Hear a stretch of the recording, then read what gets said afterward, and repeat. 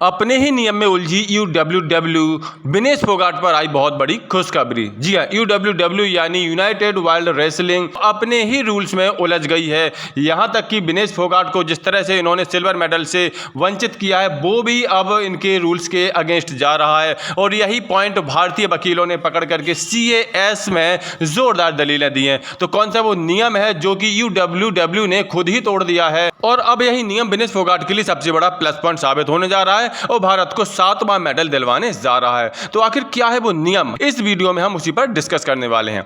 आपको बता दें कि कुश्ती में कांस्य पदक के लिए एक मुकाबले होते हैं जिन्हें रैपिड चेज के मुकाबले कहा जाता है। रैपिड चेज के मुकाबलों में वो खिलाड़ी हिस्सा लेता है जो फाइनल में पहुंचने वाले सिल्वर मेडलिस्ट खिलाड़ी से हारे हुए होते हैं। आप इसको आसान भाषा में ऐसा समझ लीजिए कि फाइनल में 2 खिलाड़ी खेलते हैं।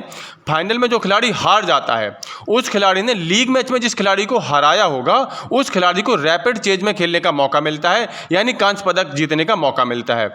अब यहां पर हुआ यूं कि विनेश फोगाट ने फाइनल तक पहुंचने के सफर में लीग मैच में जापान की यूयू सोसाकी को हराया था और यहां पर चूंकि विनेश फोगाट को फाइनल से पहले ही अयोग्य घोषित कर दिया गया था, लेकिन इसके बावजूद भी यहां अंतर्राष्ट्रीय ओलंपिक समिति ने जापान की महिला पहलवान को कांस्य पदक के रैपिड चेज मुकाबले में खेलने का मौका दिया। यानी कि उन्होंने ये माना है कि विनेश फोगाट फाइनल में पहुंची हैं और फाइनल में वो हार गई हैं।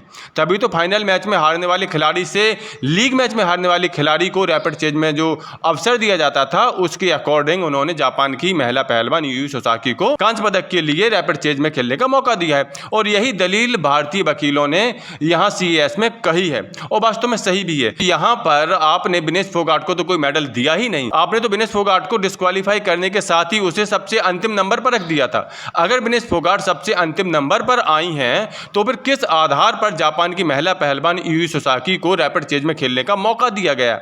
अगर जापान की महिला पहलवान को रैपिड चेज में खेलने का मौका दिया गया तो यहां यही मान करके तो दिया गया होगा कि उनको हराने वाली भारत की विनेश फोगाट फाइनल में पहुंच करके हार गई हैं और सिल्वर मेडल जीत गई हैं। यही तो नियम है। तो इसी नियम को पकड़ करके अब भारतीय वकीलों ने CAS में अपनी तगड़ी दलील रखी है और इस तगड़ी दलील के हिसाब से और इस नियम के हिसाब से जो कि यूडब्ल्यूडब्ल्यू ने खुद ही तोड़ दिया है, IOA ने खुद ही तोड़ दिया है, यहां पर विनेश फोगाट को अब सिल्वर मेडल मिलने की पूरी उम्मीद जाग गई है।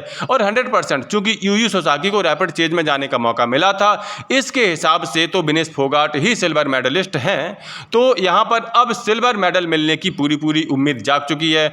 आज 13 तारीख को यहां पर हमें रात तक मिल जाएगा 9:30 बजे तक। आज 13 तारीख को यहां रात के 9:30 बजे तक हमारे पास बड़ी खुशखबरी आ जाएगी कि विनेश फोगाट ने ओलंपिक का सिल्वर मेडल जीत लिया है। तो इन सब के बारे में आप लोगों के क्या विचार हैं, अपनी भावना, अपने विचार कमेंट करके जरूर दें। साथ ही साथ आप ही बताइए कि क्या विनेश फोगाट को सिल्वर मेडल मिलना चाहिए? अपनी राय कमेंट करके जरूर दें। मिलते किसी नेक्स्ट वीडियो, तब तक के लिए नमस्कार।